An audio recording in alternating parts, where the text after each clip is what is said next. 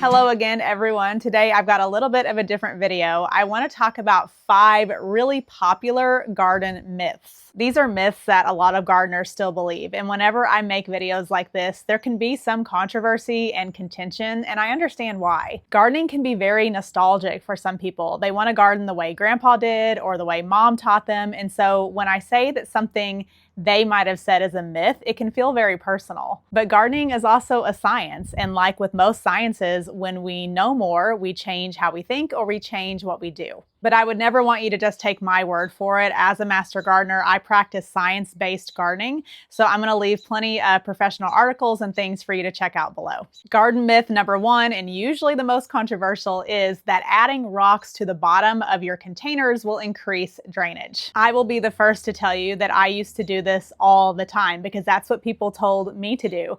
It wasn't until I got into my master gardener certification that I found out why you shouldn't do this and how it can actually cause harm to your plants. When you add a layer of rocks to the bottom of your containers, you can create a super saturated layer of potting mix above those rocks. This is due to an effect called a perched water table. This happens because water doesn't like to move from a fine texture like potting mix to a coarse texture like gravel or rocks. What will happen is the water will sort of fill all those spaces in that bottom layer of mix until enough water is added to push it through those rocks. So when you're watering containers like that, you add water until you see it coming out the bottom. You think, okay, great, I've got good drainage. But what you don't see is what's happening in that bottom layer of potting mix. If you've ever dipped a paper towel or a sponge into water and seen how that water can move into the spaces sideways or even slightly up, it's really similar. So you'll end up with this layer of really wet potting mix that may or may not dry out, which can cause a lot of harm to roots that don't like to sit in water-soaked mix. Not to mention, for the vast majority of plants, roots won't grow where there's no soil or growing medium. So if you're taking up space in that container with rocks, you're reducing the amount of space where those roots can go. I've heard a lot of gardeners say they add rocks to the bottom of containers to make them more bottom heavy so they don't tip over. Or maybe they have a really large container and they don't want to buy so much potting mix, so they use it to take up space. But unfortunately, adding rocks to those containers is fixing one problem only to cause another. I've heard others say that they'll place maybe just one larger rock or a layer of rocks to help prevent soil from washing out the bottom of the containers. You could place a coffee filter at the bottom of your container to keep the soil in, but if you have the correct size container for your plant, those roots should reach to the bottom and help hold on to that soil. And I know a lot of gardeners out there will disagree with this. They'll say, I've been doing this for years, my plants look great. And I say, you know, plants are resilient. They really want to live, so they will do their best to grow under any condition, but they could be growing better. And fortunately, a quick online search will show you article after article after article telling you not to add rocks to the bottom of your containers. The second myth is using pine needles as mulch will acidify your soil and harm your plants. It is true that fresh green pine needles are very acidic, but once they're dry, their pH is much more neutral,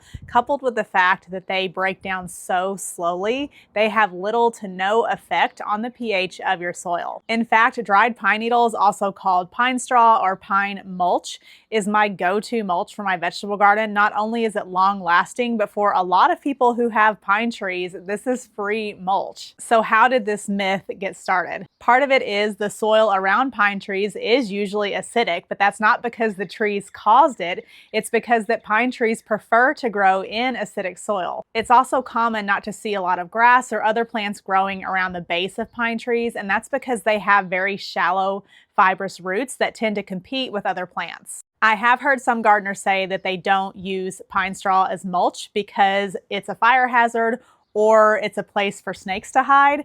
I don't live in an area that's prone to either of those things, but definitely something to consider. But the idea that dried pine needles will acidify your soil is a well-proven myth. The third myth is that repeated tilling is good for your soil. Thankfully, more and more people are understanding that over-tilling your soil can cause a lot of problems, but there's still a lot of traditional gardeners that like to till every spring and every fall. I want to say, however, that I do think that there are times when tilling can be beneficial. It's something that I do use in my own garden. If you have a brand new in-ground garden and you need to add in a lot of compost, a one-time or a two-time till can be really beneficial to introduce all that organic organic matter into the soil. If you need to make some really heavy amendments, a shallow till might be beneficial. But if you're using tilling as a form of weed control or using it to break up heavy clay soil, over-tilling can actually make these problems a lot worse. Tilling can actually bring up a lot of weed seeds, whereas if those seeds stayed buried, they may not germinate. But when you till, now they're exposed to light,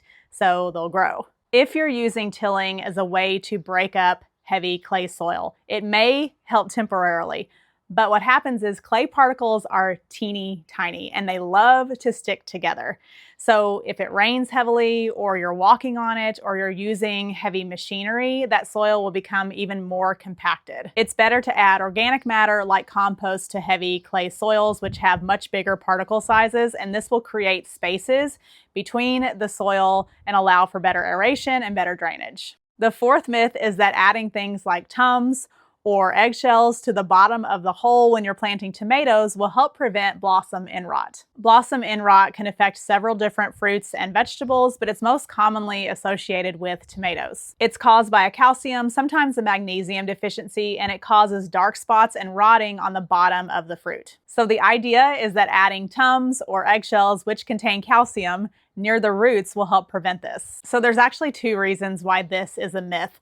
The first is that just because nutrients like calcium are immediately available to human bodies doesn't mean they're going to be immediately available to plants. The nutrients have to be in a form the plants can use, and this is usually due to the work of microbes in the soil, but this process can take a long time. And eggshells are notorious for taking forever to break down in the soil, so the chances of that calcium being able to be used by that plant in the same year is so small. But the second reason this is a myth is that blossom end rot is rarely actually caused by a true calcium deficiency in the soil. The vast majority of the time, blossom end rot is caused by inconsistent watering. Water is sort of the highway that roots use to transport nutrients from the soil and deliver it to the rest of the plant. If the soil is too dry, the roots can't uptake those nutrients. If the soil is too wet and waterlogged, it causes a lot of stress on those roots, and again, they can't properly uptake the calcium. In my area, we get a lot of heavy rains in late spring, early summer when I'm planting those tomatoes, so it's pretty common that I will get blossom end rot on those first fruit sets.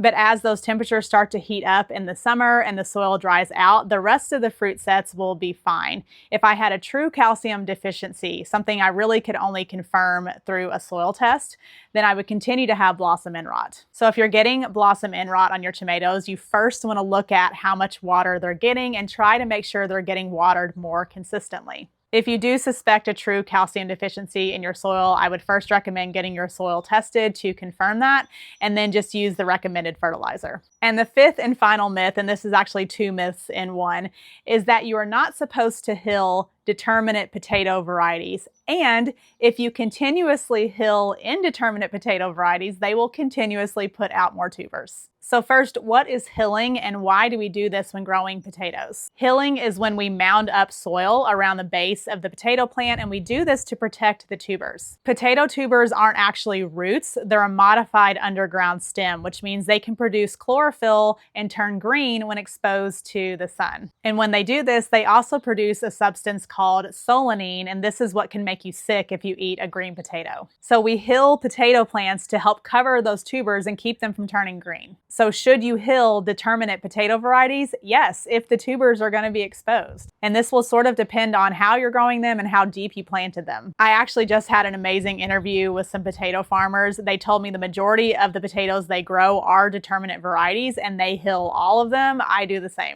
Potatoes are also cool season crops. They don't like a lot of heat, especially at their roots, so hilling can help keep those roots a little cooler. The other half of that myth is that if you have an indeterminate potato variety, if you keep hilling and hilling and hilling and hilling, you will continuously get more tubers and more tubers and more tubers. I think the confusion is coming from maybe two different places. The first is a lot of very misleading marketing for some of these newer potato towers. The second is, I think a lot of people, because tomatoes and potatoes are in the same family, they assume that indeterminate potatoes will grow the same as indeterminate tomatoes. But they have very different growth patterns. Tomatoes are a vine, and anywhere that vine comes in contact with the soil, it's going to produce roots.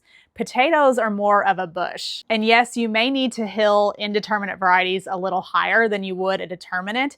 That potato plant is only going to produce tubers so far up that plant. So if you keep adding more dirt and adding more dirt and adding more dirt, you're eventually going to be covering up parts of the plant that need to be exposed to sunlight in order for the plant to produce energy to produce those tubers. If you're planting down in the soil in a raised bed or in the ground, a 12 to 18-inch hill is usually plenty to protect those tubers. And there you go. Those are 5 popular garden myths. As always, your garden, your choice. You get to make the rules for your own garden. But if you want to read more about why these are myths, then check out the description box. And as always, don't forget to follow me on my other social media channels where I post easy to follow videos aimed at helping beginner gardeners. Until then, I'll see you in the next one. Bye.